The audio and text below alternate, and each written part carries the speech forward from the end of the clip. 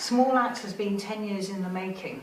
10 years in the making? When's it been 10 years? It's been 10 years since we first met and spoke about it, during which you've made 3 films. 2010.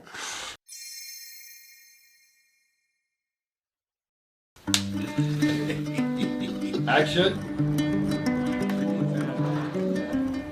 These stories are timeless.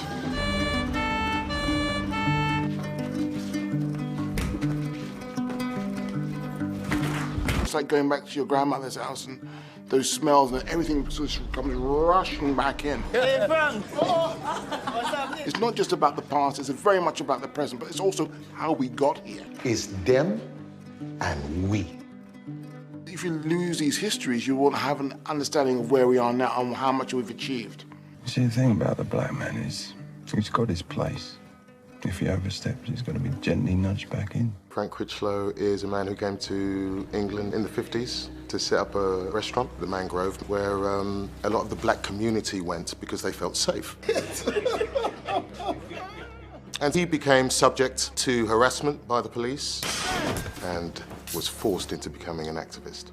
The system rig is rotten! All he was trying to do was run a West Indian restaurant, but of course the police and the authorities chased the people away. This became untenable and there was a march. Hands up, black people! A march against the local police force in Notting Hill in 1970. Very much like Black Lives Matter. It became an affray. Him and 8 of his friends were arrested.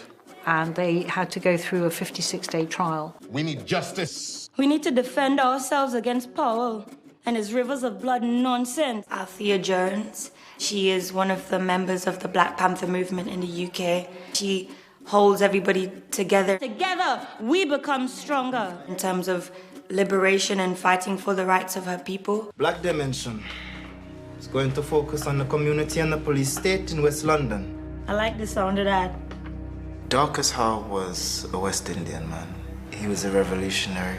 He loved to speak. Brothers and sisters, we must become the shepherds of our own destiny. The script brings about an integrity in keeping with the accuracy historically of what happened. It's more important now to get the truth of the human condition. At this time, I think there's a lot of people who are confused, and I think a lot of people need to connect with the real again. Young people in our generation today do not understand the fight and the hard work and the love that's gone into fighting for our rights to housing, our rights to education, our human rights to be respected. Young audiences will connect with that because they will see people with a really strong sense of purpose. And purpose is what everybody needs right now. Today we are saying enough is enough! These stories have made who I am as a human being. What made me, the reason why I'm sitting here talking to you right now. I'm very grateful and I owe a lot to the people in these stories.